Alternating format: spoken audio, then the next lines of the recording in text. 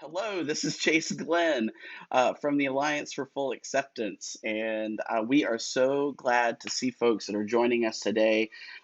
This is a program that's continuing our celebration of International Pride Month, and we are so grateful for those who are joining us in conversation today.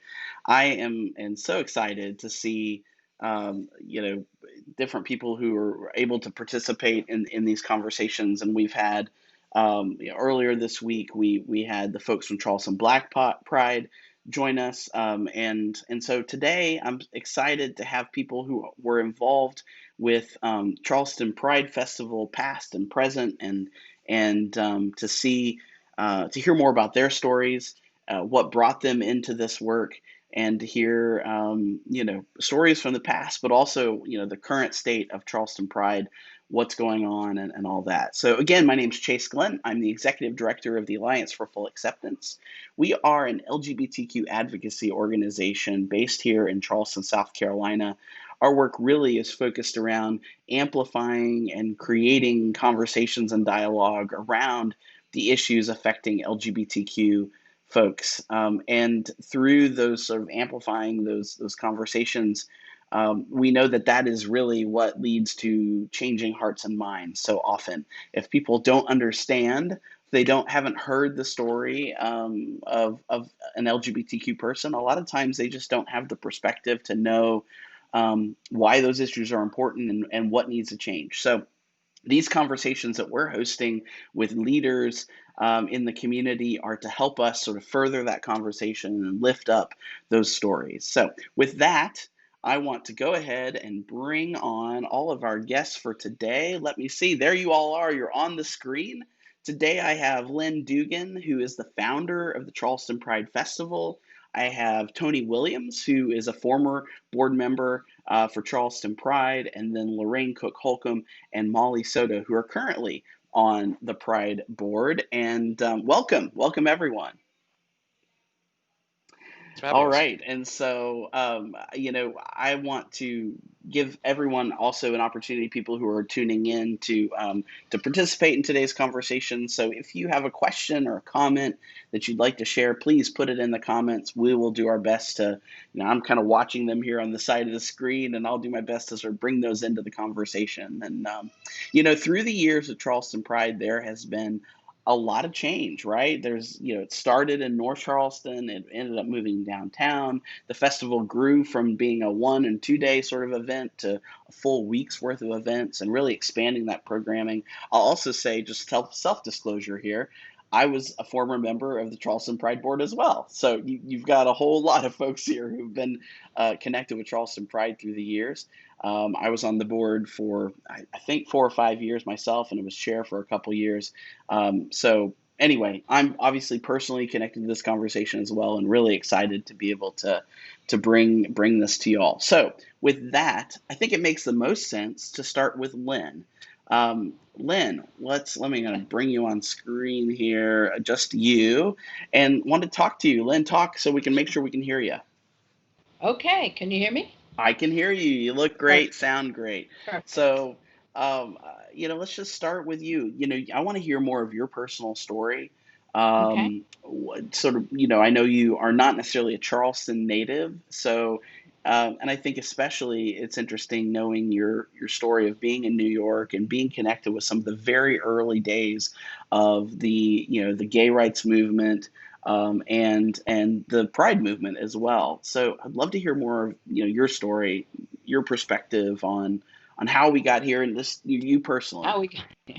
Well, I grew up in New York City, and yeah, I was connected. Went to the early Pride parades. Was very vocal, certainly at that point. I moved out to Colorado after 47 years of living in New York, and after 10 years moved here to be near my brother, who was up in Rock Hill at the time. And the first Pride parade I went to was in South Carolina, in Columbia, and that's where I met Charlie Smith. And then I moved down to Charleston, and in 2009 I went up to Columbia with the Charleston Social Club to be in the parade, and decided then that it was kind of crazy for me to leave Charleston to go have my pride somewhere else. Why not in my own city? So, and I had no idea how to start this. I had no idea, I had no experience. So I just started making calls and trying to figure out how I'm going to do this. And it was a totally learned experience. I had no idea what to do. But finally, when they refused to, they didn't want us to have a parade downtown. That was made clear. And if it was going to be off to the side where we'd be hidden again. And I thought, that's not going to happen. So I approached Mayor Summey, and he said, we'd love to have you.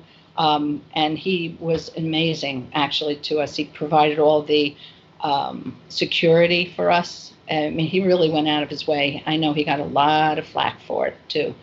But yeah, and that started in, I think I started calling in August of 2009, and by November, I think I put it out on Facebook, would anybody like to be on the team? I want to put this together. And a lot of people showed up. I was kind of surprised, but I was so glad. And I recruited, I guess that's the best way to put it, someone who I just went blank on his name, to be the chair. And then Paul came on board, and we just had a whole lot of people. And I didn't know what I was doing, so we knew we had to raise money because we had to do it in 6 months. So we thought maybe once a month we'd have a fundraiser, and we wound up having like 2, sometimes 3 fundraisers a month. And the community was amazing because they supported us. I mean, openly, just came to everything. Otherwise, we couldn't have done it. And we had no budget. I mean, we were just flying by the seat of our pants. But it was interesting. It was a lot of hard work, of course, not knowing what to do, and I made every mistake possible, probably. But and then on May 10th or 15th, 2010, we had our first Pride, and it was in North Charleston and Park Circle, and then we had the festival at the park afterwards, the waterfront park. That kind of do it. Yeah, that's perfect. Trying to get myself back on the screen here. I was at that first festival, and I actually did the first Pride Guide design. Yeah, that's right. And and I just remember one of my memories that has stuck with me for all the years. And when in my work with Charleston Pride, I always held on to this as sort of the moment that helped me sort of feel like I wanted to continue and be a part of this work, which was, we were up in North Charleston, we were in Park Circle, standing up there on that East Montague, and watching the parade go by in and of itself was amazingly powerful and just really moving. And then we walked from East Montague, that sort of awkward walk, to Riverfront Park.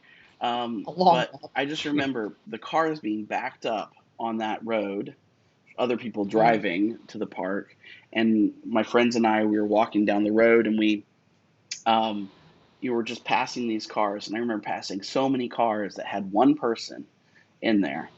And I remember thinking, there's people out there who are alone a lot of times in their experience of being LGBTQ and may not have family support, may not have social support, may not have church support and all the different types of support that we would hope someone would have in their coming out. But in that moment, they knew there was a Pride Festival happening in their area, and they wanted to go and be a part of that. And then just being able to see that sea of people that showed up that first year, I can only imagine how powerful that was especially for people who didn't have any of that community or any of that support, to be able to see that others existed who were like them, and not only others who were like them, but there were a lot of allies that showed up as well in support. And that's something that hasn't changed, right? Through the years, we just see more and more of that support grow, but also know that there are still a lot of folks out there who don't necessarily have that support in their personal lives. But that memory of walking past those cars, just one person being in that car, bringing themselves to Pride and being a part of that has really always stuck with me as a reason why what we did as Pride was so important. Um, Yeah. so you personally and your experiences in New York and being a part of those early days of Mhm. the festivals that happened there, and festival is maybe even a bit of a stretch because the first, well, remind me how early on were you a part of I that think it movement? was, I came out in '70s, the year after I watched all the, well, I don't know what you want to call them, uprising or riots, whichever. Um, but it was early '70s, maybe '72 or three, that I went. And the first one I went to, and I could look it up, or the second one, we had Bette Midler, who was my neighbor anyway, but we had her and Barry Manilow and Melissa Manchester singing in Washington Square Park for us, and it was amazing. It was just incredible. That is what I think really jump started in a major way, because we had people supporting us. We didn't have that back then, at all. So it was pretty incredible. It was small, not for long, not for long, but it was small in the beginning. We walked through the village and over to Washington Square at one point, and then we started going up Fifth Avenue. It was the opposite way. We were going up to Central Park, at which point they said it's too much, it blocks traffic. Then we started in Central Park and came down. So we ended up in the village, and they shut the village completely off. And so there was no cars, and there were millions of people. It was amazing what happened, what it turned into in just a few years. I mean, maybe 10 years, maybe stretching a few, but maybe 10 years. In the '80s, it was huge. I mean, it was coming down Fifth Avenue. It was incredible. And there were a lot of protests at the time, in front of St. Patrick's Cathedral, because for obvious reasons, the church was not a friend. So there was a lot of everything back when. We had a lot of different groups, formed from that. And so, and there still are out there. Sage started from the early days.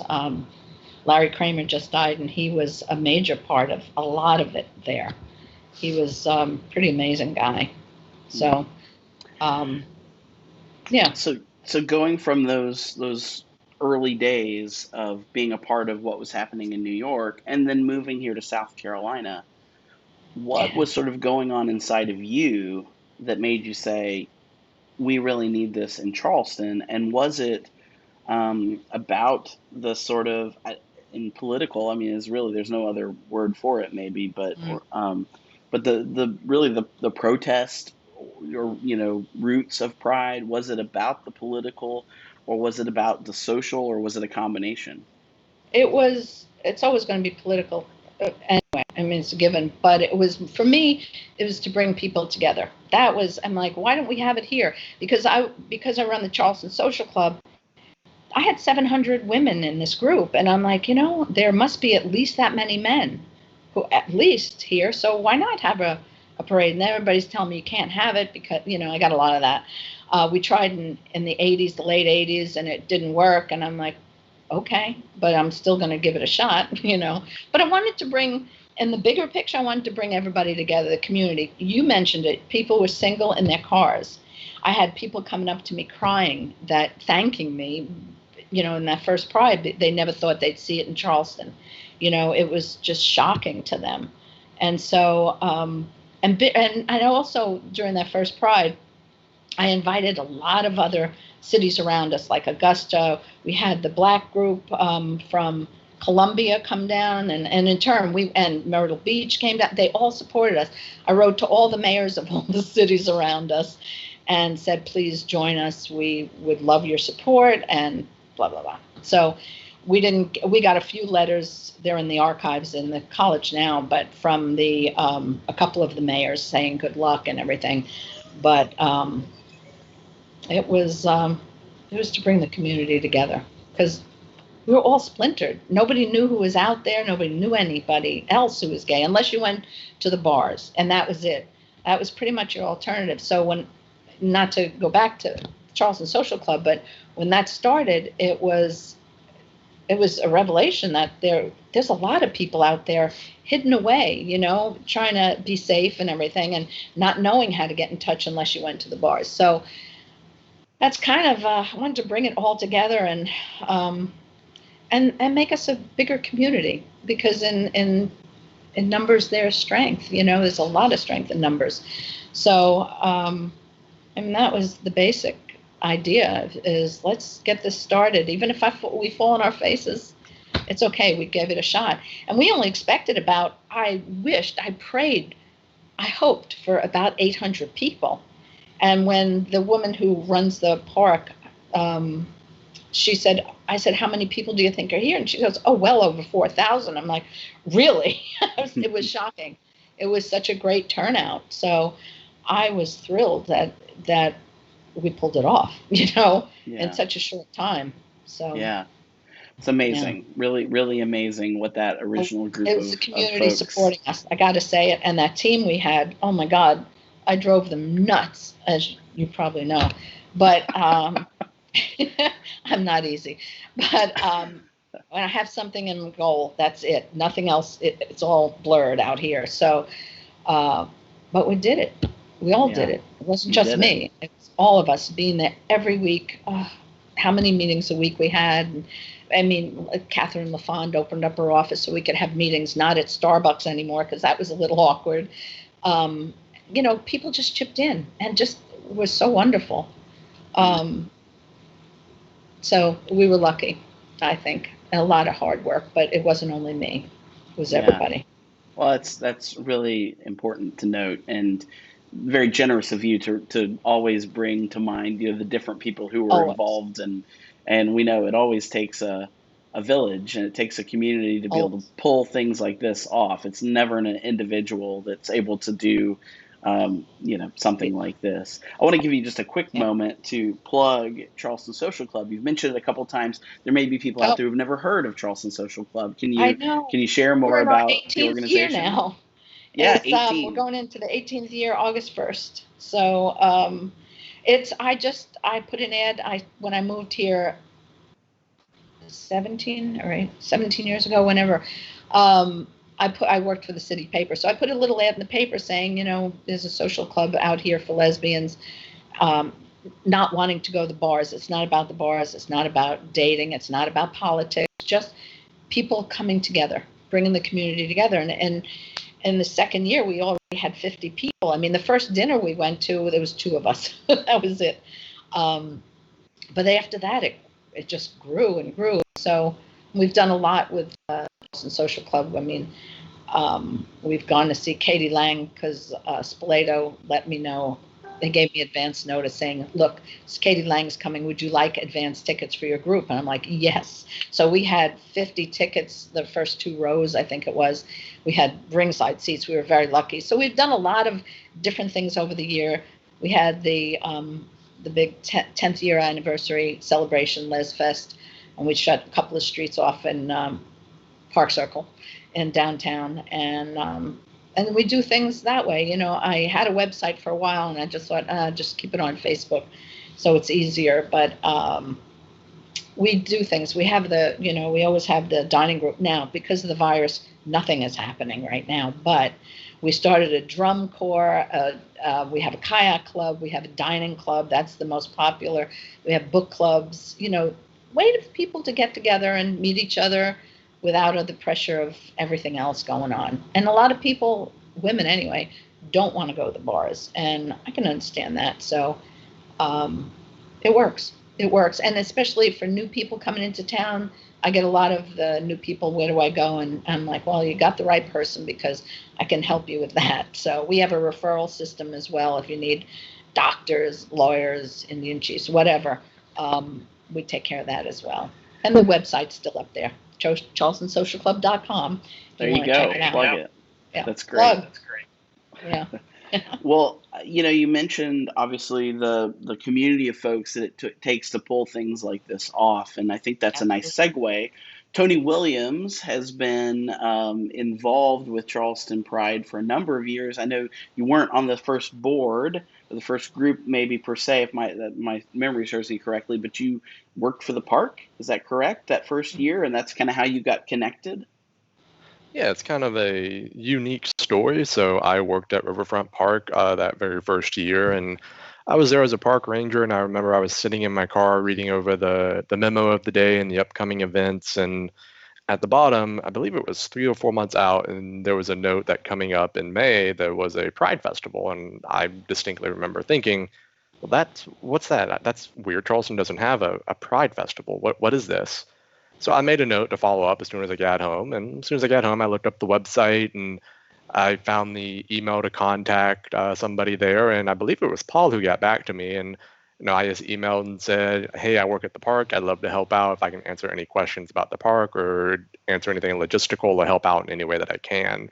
And so Paul got back to me the next day and met with Lynn and Paul and kind of helped the team out in terms of the park logistics and kind of served as a park liaison that first year. Was out there the first festival, and I'll just echo what Lynn said. Seeing that large crowd out there the first year was amazing. I'm a native Charlestonian. I, for one, never thought that we would see a Pride, in Charleston, let alone one that was so well attended, here in such a conservative area. So it was very moving to be able to see that crowd and all the support that day. And Tony, you invited me to talk in college to a group in college. Do you remember that? Yeah, it's I don't know if the college still offers that course. It's the LGBT politics. Was that before course? or during Pride? I think it was right before Pride, because I remember trying to talk to the group saying this is what's coming up. Yep, it was right before Pride. It was taught by Tom Cholton, who unfortunately passed away a few years ago, but he was a major activist in the gay rights movement in the 80s and the 90s. It was actually the only LGBT politics class taught below the Mason-Dixon at the time. Wow, I remember that. Well, so Tony always had, at least while we were on the Pride board together, you always had a quote in your signature attributed to Margaret Mead. And I don't want to put you on the spot. Do you remember what that quote is? Can you quote it from off the top of your head? Oh yeah, I'd always paraphrase it. Never doubt that a small group of committed people can change the world. Indeed, it is the only thing that ever has. And that's something I always like to close with. If I was chair of Pride for a few years, and we always put a letter at the top of the Pride guide, and I would always close my letter with that. And often I would close my emails with that, and even close out board meetings. I know, Chase, all of our board meetings throughout the year, you probably get tired of me saying that, but it's definitely true. And as Lynn spoke to, everything that we see today with Pride all started that very first year, and it started with Lynn having that idea and getting a group together. As we've said, we stand on the shoulders of those who came before us, and at some point somebody has to start it, and eventually it grows and keeps on growing. And we've seen that over the years with that very first festival in North Charleston, with the transition to downtown a few years later, and how it keeps growing after that. We're now 10 years down the road, and who knows what it's going to look like, in a couple of years as it just keeps getting bigger and bigger and bigger. Well, yeah, I want to, if you don't mind, let's talk a little bit about that transition that happened. I was on the board at the time when that move happened, but let's talk a little bit about that when the decision was made to leave North Charleston and go downtown. I know there's always been some questions and conversation around that, and without going into too much, behind the scenes information, but talk to us about kind of that move, what that meant symbolically, and then also what it meant logistically, literally, in making that move and having to, change sort of, all the things that we knew about North Charleston. It was a whole new boat downtown. Can you speak to that? Yeah, one thing that it hasn't been every year, but most years what we've done is we send out a survey to the community following the festival to ask, what did you enjoy? What events did you like? What didn't you like so much? What would you like to see improved the following years? And, what would you like to see improved overall? And the number one response that we got the first few years was, this is great. We love having a festival. We love North Charleston. We love Park Circle. I'm a North Charleston boy myself. I'm at Park Circle all the time, or I was before the virus. But yeah, so that was the number one response was, we love everything that's going on, but it's Charleston Pride. We want to be downtown. We want to be extremely visible. We want to be at the heart of the city. We want to march down King Street. And for the first 3 years, that was the response that we got on each and every survey that we did. So following the third year, which I believe this was going into 2013 or 2014, if my memory serves, we started having conversations with the city of Charleston right after the conclusion of the past festival. We met with the Parks and Recreation Department and started having some preliminary conversations. And it went back and forth for a few months until finally they said, okay, we can accommodate a festival. We have space in our events calendar. It's going to be in August. And, it's a little hot in August, but we said, okay, yep, we'll make do with that and keep working towards a date later in the fall over time. But let's go ahead and make the transition downtown to Charleston. And immediately the amount of planning involved grew tenfold, because we went from having a parade that was just, from East Montague, which again is beautiful, but to going to downtown Charleston on King Street, following essentially the Christmas parade route, which is, I believe it's 1.7 miles long in total. So going from Ann Street to Broad Street to Colonial Lake, it's actually, and it still is, the longest non-city sponsored parade in Charleston. So the largest parade is going to be the city Christmas parade. Pride is the largest non-city sponsored parade, which is something that we're extraordinarily proud of, not just as our own organization, but the community overall, and seeing how much the parade has grown. I believe last year, Mollie might have to correct me, but I believe we had close to 100 parade participants, if not more than that. That was another. We were 112, I think, 115, give or take. Mm-hmm. We'll have to keep that a secret, though, right? Because nobody. I mean, we had 75. No, that's amazing, though. Incredible growth. Yeah. So, and I think this is actually a great moment. I'm going to drop off the screen, and Mollie, you're here as current vice president or vice chair. I'm not exactly clear on the title names of Charleston Pride, and you and Tony overlapped as well. And can you speak to sort of your experience and what brought you to Pride? What what some of your background is, and then your role today. Yeah, so this is part of my third year on the board. I volunteered probably about 4 or 5 years ago to help. I don't know if I sold T-shirts or I don't know what I did. I just volunteered and did all kinds of things in the middle of dead heat. And then I will never forget the year that it poured rain in the middle of the festival. I was there with friends. That was one of my absolute favorite moments. Everyone who didn't know each other got under like the smallest amount of tent, and we all became really good friends. I've seen the parade grow. I've been in Charleston since 2012, and I came out to my family and kind of transitioned a lot of my life moments in Charleston. And so 2013, 2014 were really important for me as an individual. And so I decided I wanted to volunteer. And so I started doing small things to get into the community. Outside of just going to bars, obviously, you have to get to know people. And so a way for me was to volunteer. And so that's when I started doing small things. I am an educator, and so I really enjoy doing things that deal with people and that have an impact. And so that part of me is definitely one reason I've stuck with Pride.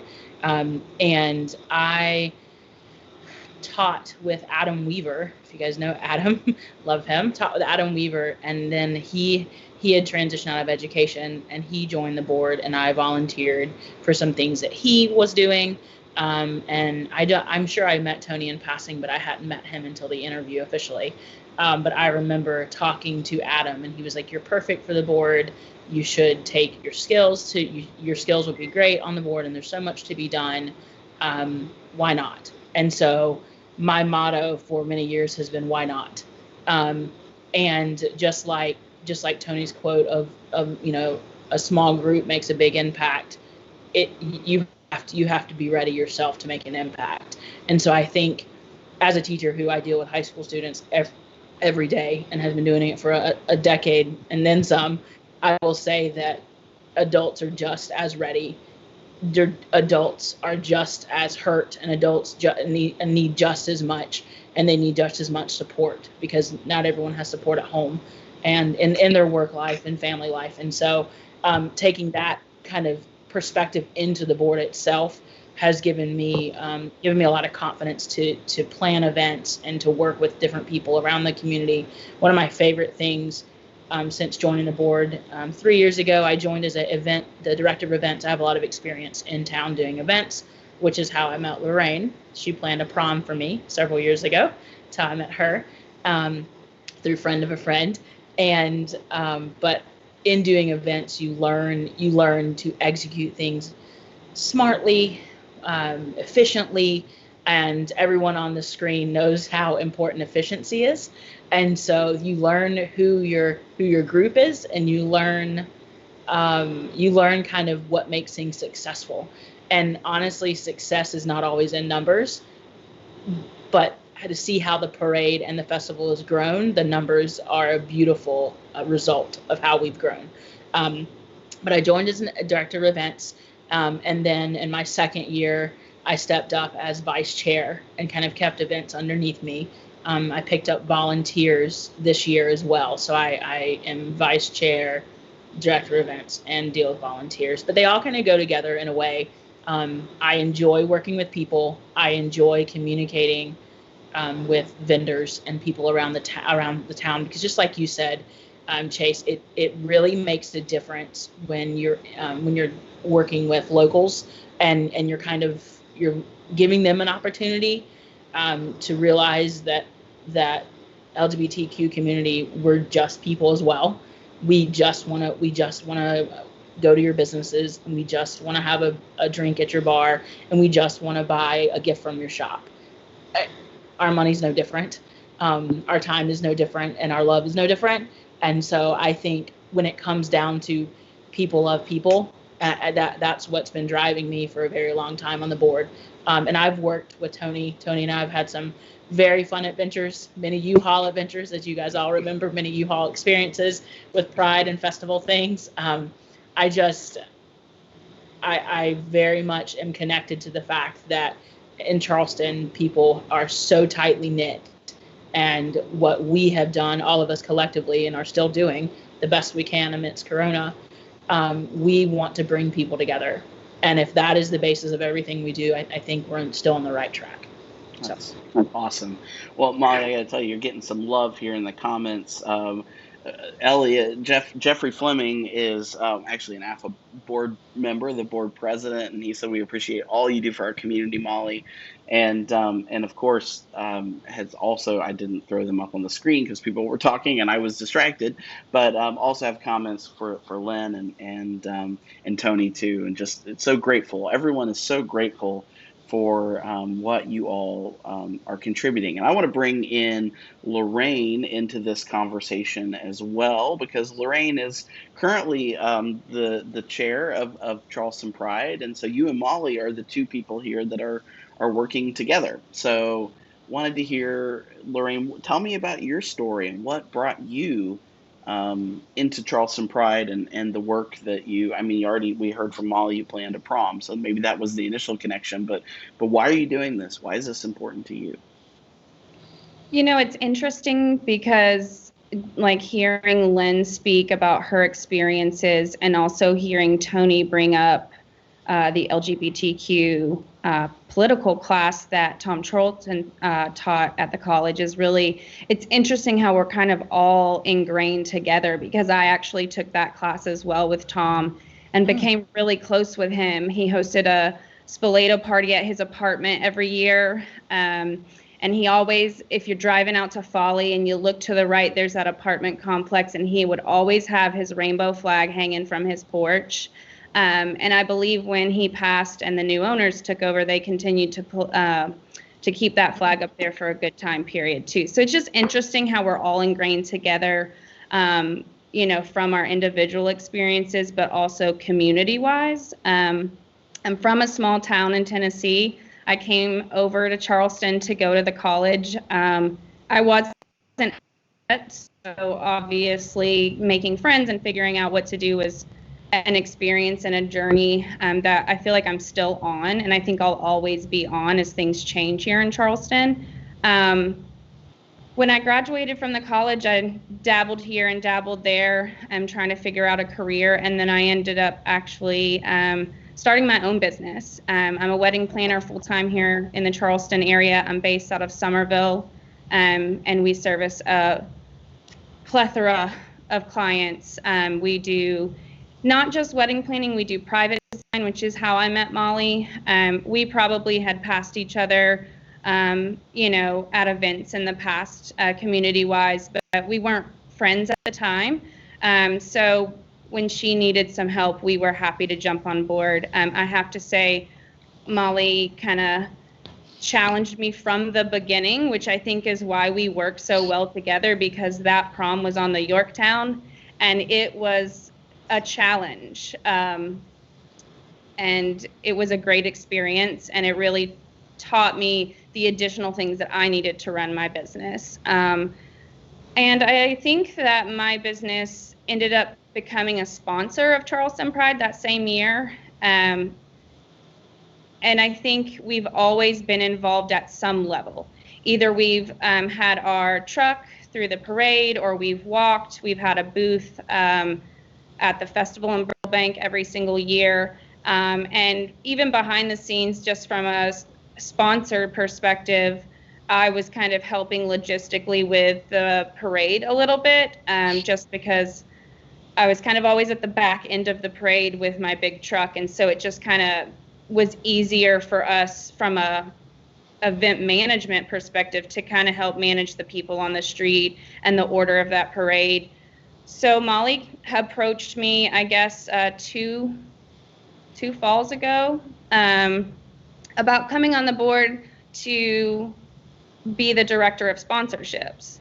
Having been a sponsor and having that event management and the financial, I guess, knowledge about what a small business is interested in giving to an organization, and also what an organization needs from sponsors, and how to kind of piggyback and help with those events was really, I think, Mollie and Tony's intention on, with bringing me onto the board. So I was nervous about adding something to my ever-filling cup, but I was happy to do it, and I did an interview, and I think pretty quickly we just felt like it was a good fit for me. And I ran with sponsorships last year during the 10th anniversary, and Tony could probably correct me if I'm wrong here, but we drastically increased sponsorship last year. And that is solely not thanks to me. I'm not tooting my own horn. It is thanks to the whole board. We have our tiered level options, and we made certain branding opportunities for people to really get their business involved, from the Pride Guide to Toast to Equality that Mollie hosts as well. So we did a lot last year, and I think we ended up with over 40 sponsors. 44. 44. Thank you, Tony. Yeah, between a low-level $500 entry-level sponsor all the way up to someone who really put in a lot of time and money and effort into partnering with us. So I really enjoyed the relationships that I got to build with people, not just small business owners and LGBTQ business owners, but also allied businesses that really wanted to make sure that it was clear with the community that we are welcome there, that you are welcome there. They want stickers in the windows, and they want to walk with us, and they want to come to our events, and they want to buy our t-shirts. And so I really enjoyed those relationships that I made. And there was a lot of board turnover, I think, last year. I hate to say that because it sounds so negative, but it had been 10 years, right? It's a decade of building this organization up. Tony had been involved pretty much from the first or second year, so he'd already committed a decade of his time. And I think at a point, life changes for people, and we had a large turnover, and I had someone nominate me to take over for Tony as he retired and took a step back. And I know that, Chase, you and I talked at length about what does this position look like, responsibility of managing, being a parent, being a spouse, being a friend, a daughter, a wedding planner. Can I handle the extra time and management? And I know I talked with Tony and Mollie at length too, because I really wanted to make sure that if I took this position, I wanted for everyone on the board for us to really work well as a team. whoever we brought on to fill the positions that were empty. I really wanted to make sure that everyone was able to be vocal about what their interests are and really feel fulfilled in what they were doing. And that's something I've really pushed hard for this year, is to really let people be creative and be involved. And we have the most diverse board I think that Pride has ever had this year. We have everyone under the sun on our board, including allies. Everyone has their own little, niche of what they're really good at. And a lot of the people that serve on our board this year actually do their board role almost in real life as well. I manage events, private events, and have clients where I manage things for them. I feel like that's a lot of what I do for the board. Mollie does events and is a very big people person. That's exactly what she does on the board. So I feel like all of our positions kind of fell into the right hands this year. We haven't been super active, or as active as I think Mollie and I probably have wanted us to be this year, with coronavirus and with some other things that have been happening locally. But I think we're ready to move forward with micro type events throughout the year and let those people really express the things they're interested in doing and express their specialties through those micro events for the duration of 2020. Well, I want to bring Mollie back in on that conversation, since you're talking about kind of what's happening now, and beyond just, yes, Charleston Pride Festival is postponed, or I don't know if you're using canceled or postponed for this year, but right, what are the what are the things that we can look forward to this year? Micro events, what does that mean exactly? So in the past, I know you're familiar, or everyone watching, listening, with Paint the Town parties, where we are able to paint the town different colors of the rainbow. We're able to, do a fun drink, and we go to a local area or local business, a local bar, depending on how we do them. And we've done a cleanup in the past on the Greenway, so they've been a little different. But we're looking to expand the Paint the Town events, where we can do them safely and we can do them with sponsors. We are talking through letting people who are still sponsored and have signed up with us to maybe sponsor a month or sponsor 1 to 2 events that month. If you guys are familiar with Toast to Equality, Tony had an amazing idea, and then we put a lot of brain cells together. I'm surprised we have some left, but we put this awesome event together called Toast to Equality, and we love to bring the community together and let them try and vote on different cocktails from our sponsors at Breakthrough Beverage and at Jack Daniel's. And we really want the community to have that this year, so we're going to try a virtual twist on that to come out later in the summer, and we want to include at minimum 6 bars, and include people who worked with us in the past, people like AFFA, and people like Republic, who are very, very big sponsors of us, and friends and allies as well, and members of the LGBT community, attend their events just like they attend ours. And so we want to give love to those who are supporting us 365 all year long. And the kind of micro events we're looking towards 1 to 2, maybe 3 a month, depending on the month, through pretty much from July to November. And if we can do smaller events and have, smaller impacts, and safe impacts, I think that's going to be the best way, because again, we want to bring people together, but we want to give people the choice of where to go and how they feel comfortable. For example, we worked with Taco Boy in the past for several years at Takeover. If you guys have ever been to Takeover, you get there and you can't move because there's so many amazing people there on the patio, right? It's so full. It's one of my favorite events is Takeover. Even though it's the night before Pride, I still go and stay to the end because it's worth it. And we have several great DJs who help us out. And we have some new people on board this year, and we're just excited for new people wanting to help us. So we're going to do virtual dance parties. So like a dance party in your living room. So we have that coming up. We have several things that we are going to do that are virtual, but as well we want to do in person. And so the planning of that is strategic, but it's also getting people in the community to say, hey, I want to help. Hey, we want to help. And so we've been sending out emails quite regularly and getting some allies and some allied businesses who are reaching out to us, just like we've worked with 10 West Edge in the past. Loraine and I have met with a different apartment complex right there in front of the River Dogs, and they want to be a part of something too. And so there's just so many opportunities, but planning those events effectively and efficiently, and make sure we're planning something that will actually happen is kind of where we are. But we want to make sure that people know that we are intending to do events that will bring people together but are safe, which is what we can hope. And Pride is 365, and so it's kind of actually fun that it's not just 1 week. While we can't march through the streets, we can have Pride every day when we walk downtown or any part of town, really. And it gives us a chance, to be very honest, it gives us a chance to do stuff that is not just downtown. Like Lynn has touched on, we were in North Charleston originally. Well, we haven't brought up the fact that right now Loraine is sitting in the Pride office, which is a really, really big deal. We share the Pride office with you guys at AFFA. And it is such an honor to be able to go to the Pride office, work in the Pride office, and literally stone's throw away from Riverfront Park. And Tony has made that comment several times of how awesome it is to just be close to where it all started. And so showing love to Somerville and Dorchester and North Charleston and downtown and West Ashley. The queer community is everywhere in Charleston. People come in for the events, but the queer community is absolutely everywhere. And it's kind of nice to be able to sprinkle events everywhere as well and not just focus on downtown. So that's our intent.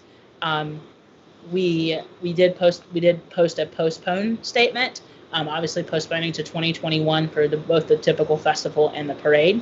But we are just encouraging people to come out as they feel safe and as things are planned in the next few months. So that's great, and I know that must have been a difficult decision to make, knowing that you already had begun to put plans together, and of course you're always looking forward to the next year.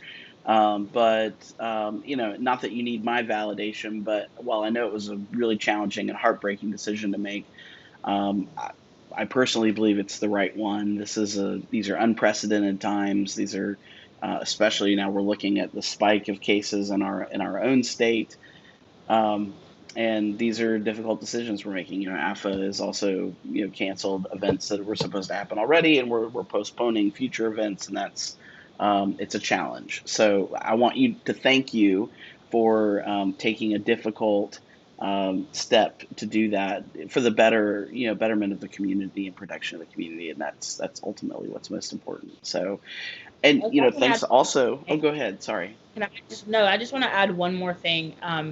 I've been under several kinds of leadership, both in my job and on the Pride board, and it's very interesting to see how much people care on the board and working with other people. We don't have a tier system, so to speak, and on the board we're all coworkers. But just for those of people who don't know, we are all 100% volunteer, and so that is something that rings true to every day. Sometimes when we're really tired and really busy and life is happening and something else happens, I, at the end of the day, say these people are volunteering their time to be with us. And the same thing with actual volunteers who help us at events. And so that is something that, as we continue to go forward, micro events and big events, anyone considering joining the board, do it. Send an application in, tell us why. And everyone who sends application does get an interview. And so you're able to meet with the board in person. But also, if you are unable to give and unable to donate, volunteering is a great way to get connected. All of us have volunteered, and we are where we are. And so I just want to put that plug out there that it's not always, as some people say, it's not always just a party for Pride, and a lot of it is volunteering and giving your heart and giving your time. Time and energy are so valuable. And so that's something that everyone on this screen and everyone on this call has given more than we could calculate, and we would be really tired calculating it. But I will say that is the stuff that keeps me around and that keeps us going as a board in general. So That's thank you for bringing that up, because I think so many people don't realize that Charleston Pride is an entirely volunteer-run organization. From the outside looking in, you think, how in the world could there not be a staff person that's organizing and helping to lead this process? But it speaks very highly of you all for the work that you put in, and the time that you give, and not just you all, but of course the boards and volunteers of years past as well. I know when I was the chair, I would get, emails from people who automatically assumed that I was a staff person, a paid staff person, and I'd have to tell them, no, I have a real job, and we can talk to you later. It's always a surprise, I think, to a lot of people when they find out, oh no, these are all volunteers giving their time. And I know from my experience, there's this moment leading up to the festival where you're like, I don't know if I can do this anymore. And then the festival happens and you're like, this was amazing. And I want to do this again. I know that happened every year, it felt like. So thank you both for what you're doing right now, and the work that you're giving and the time that you're giving to make this organization what it is. And, you're right, Mollie, you mentioned, Loraine sitting there in the Equality Hub, our office that we share with Charleston Pride. And, that also speaks to, I think, the, what I've always taken as sort of the spirit of Charleston Pride, which is that it's not just about the party. It's not just about the being, the socials, but there is sort of this vision for something beyond that, and the connection to the community is so important. So thank you for being partners with us in that work as well. I want to bring everyone back on the screen here. Let's see. Yes, we've got everyone back. And just sort of as we're closing out here, I've got a couple questions that I want to just pose, and not everyone has to answer, but I just want to put these out there.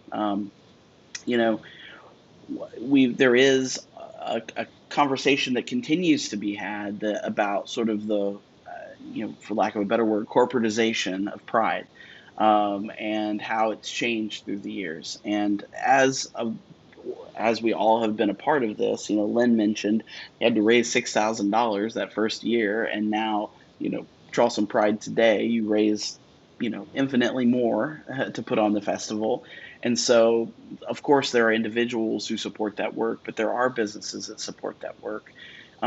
So without getting too in the weeds about that particular topic, would love to hear any of you speak to, how has Pride changed from the beginning when it started with the Christopher Street, Liberation March in New York City, to now where we're seeing, festivals across, the world. Speak to it from your perspective. How has Pride changed, and how has it stayed the same? Lynn, I don't want to put you on the spot, but would you be willing to take a stab at that? We are everywhere. And that's the first thing I thought of, because when the first Pride parades, it was in New York, San Francisco, the bigger cities. Now they're everywhere. We have a Low Country Pride in Beaufort. They're all over. We have integrated really into our society, which is the ultimate goal, I think, because then we become mainstream. Not good or good, but it is the way it is. We become, I hate this word, normalized and accepted.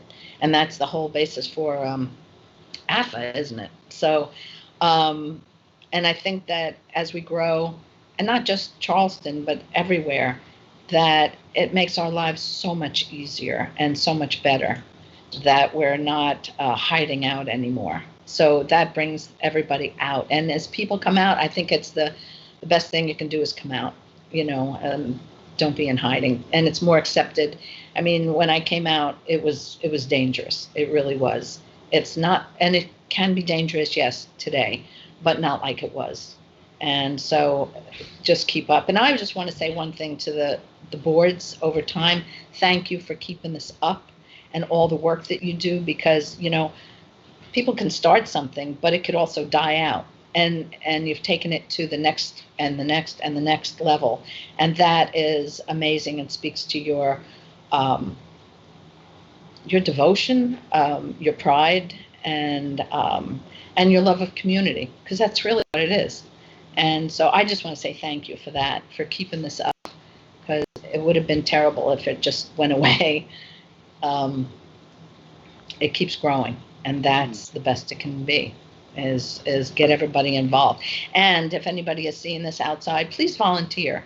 We need help. It takes a lot to put on a parade. It takes a lot to put on a festival. Trust me, it's a lot of work. And you get to meet wonderful people, work with them, and I know I'm plugging it for you, but I don't care. But it's important that you get involved in your own community and stay involved. And so thank you for all the past and all the future that you will be holding prides. So thanks. I want to echo something that Lynn just said, is that we are everywhere, and no matter how you identify, race, ethnicity, gender, no matter where you fall on whatever spectrum that you believe exists, I will say that doing something for the community and being a part of something bigger than yourself is what really changes you. And the volunteers do things, in any kind of volunteer, whether you're volunteering and waving a flag, whether you're volunteering and pointing people in one direction, or cheering people on the sidewalk, or whatever, moving boxes, whatever you're volunteering and doing, 99% of the time you get 200% more out of it than the work you're putting in. And so for people who have not been a part of something like community-wise like this, come to events and come to things, but giving of your time, really, and being a part of something bigger than yourself, it is the biggest and the best thing you can do. And it doesn't have to be Charleston Pride. It may be AFFA, it may be Charleston Social Club, or it may be something in your community, smaller in your community. But I think every little thing is going to get us one step further, and it's infinite growth if you think of it that way. So. Yeah, and I would just add on to that and say festivals and pride celebrations may change over the years in terms of how they look, or logistically they may change over time, but the spirit remains the same, and it's about celebration and about creating visibility for our community. And we know that our number one ally has been and continues to be and will always be visibility. And the more that our community is out there, especially in areas below the Mason-Dixon, in Charleston, in North Carolina, in Georgia, everywhere in the South, it is vitally important for our community to be visible, because if people recognize us and they know that we're there, that is how people become more accepting. And we've seen that over time as these celebrations continue to grow. So that's the number one thing I always told people when I was more involved with Pride and leading Pride, was that it's not just a party, it's a celebration of visibility. It's a celebration of bringing people together and letting the community know that, we are your family, we are your doctors, your lawyers, your teachers, we're here. Loraine, I want to give you the last word here as the current chair of Charleston Pride. What are your parting words for us about why Pride is still important, why it's needed, and what's ahead? I think before we went live today, we kind of had a behind the scenes conversation, just the five of us, and I think that and same thing, Mollie and I talk probably every other day, just kind of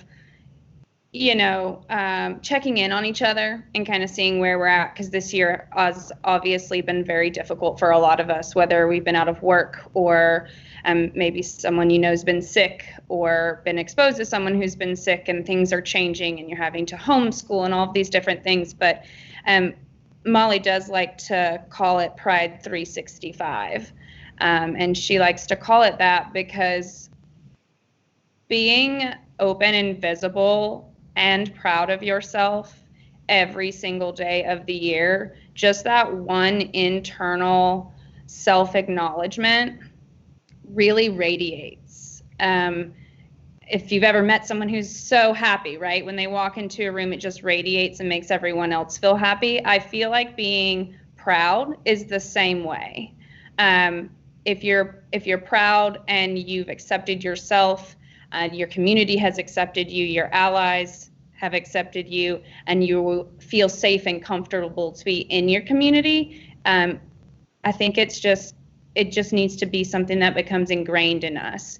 And that's one of the reasons why we want to do these micro events as safely as possible, throughout the next few months, so that we're not confined to trying to do things safely within like a week's time frame, right? That seems unrealistic. It's going to be a lot of work, and having back-to-back things won't give people flexibility. So we want to maybe stagger a few things, 2 or 3 events throughout the next couple months, and really create more of like a Pride Fall Festival, right? Something that can continually roll over from week to week, from month to month. I know people have always wondered why we don't have the festival in June, since that is National Pride Month. And I know Tony touched on that a little bit of, we have to be based on the city of Charleston's availability. And being in August, potentially again this year, people weren't happy about the heat again either. So maybe doing a little bit of stuff every other week for the next few months gives a variety of things for a variety of people. And I think that's really what our community is about anyway, right? Bringing together a variety of people. And we may have a lot of differences, but we all have one commonality, and that's why we're here. And I think I would echo both Tony and Mollie and Lynn in saying that if you felt during this unprecedented time, when you've been at home or out of work and you've been really figuring out the value of certain things, whether it's yourself or with others, and you want to give back, I have to say that being part of Charleston Pride has been one of the most rewarding things that I've ever done. Besides starting my own business and becoming a parent, I think walking out on the stage and seeing 7,500 people come together and waving their flags and, all cheering and having the same mindset and goal. Last year when we did that, it was one of the toughest things to do because I get very nervous about public speaking, but it was one of the most life-changing things to look out and see that many people in one place celebrating acceptance and love and visibility. And so I would just challenge people, if you're feeling the call, right, to do something for yourself or for others, to volunteer with anyone. And like Mollie said, it doesn't have to be with us, but find something that really speaks to you, and really be proud of what you're doing. And I think that everyone on the board this year can attest that we're really proud of where Pride has come. And we're very thankful for what Lynn started, 10 or 11 years ago. And we're really excited to see where things can go once things are safe again. And we hope to continue to grow this organization for another 10 years. Well, thank you, Loraine, and thank you everyone for being able to be on this call today and sharing your experience. I'll just echo, what they said. If you are interested in being involved with any of the local organizations, encourage you to obviously get in touch with them. But specifically with Charleston Pride, they have a monumental task ahead of them in organizing these events and continuing to stay relevant and connected with the community. So if you are interested in doing that type of work and being connected to the festival, please reach out to them, go to their website. And I'll also put a plug in. They didn't say this necessarily, but as a nonprofit organization, they could use your support. Pride does not happen without the support of many individuals as well as businesses. And so, if you feel so led to make a contribution, I know they'd be grateful for that. So I'll say that for them, and not necessarily so they don't have to say it for themselves, but want to invite people to get involved in that way as well. With that, I am going to just close us up today and say thank you again to our guests who were able to join us from Charleston Pride from the very beginning with Lynn and the others, and also just want to say, along the same lines of what I just said about Charleston Pride, the Alliance for Full Acceptance is also a nonprofit organization, and we rely on the support of generous people who want to contribute to help us continue with the work that we're doing in the community. And so we are grateful for any support, any donations that folks are willing to give. please, you can go onto our website and learn more about our organization, but also make a contribution there. We will continue to do these programs and be looking out for that. If there's anything that you would like to see us do, any conversations you'd like to see us tackle, please reach out to us. You can find us on our website, email me directly or a board member as well, and let us know what you'd like to see us talk about in the future and topics that you think are important and critical to be heard. So with that, I'm going to close it up. Thank you everyone who joined us, and please, stay in touch with us, return and see other programs, and take care, be safe, wear your mask, and take care of the people around you as well. Thanks so much.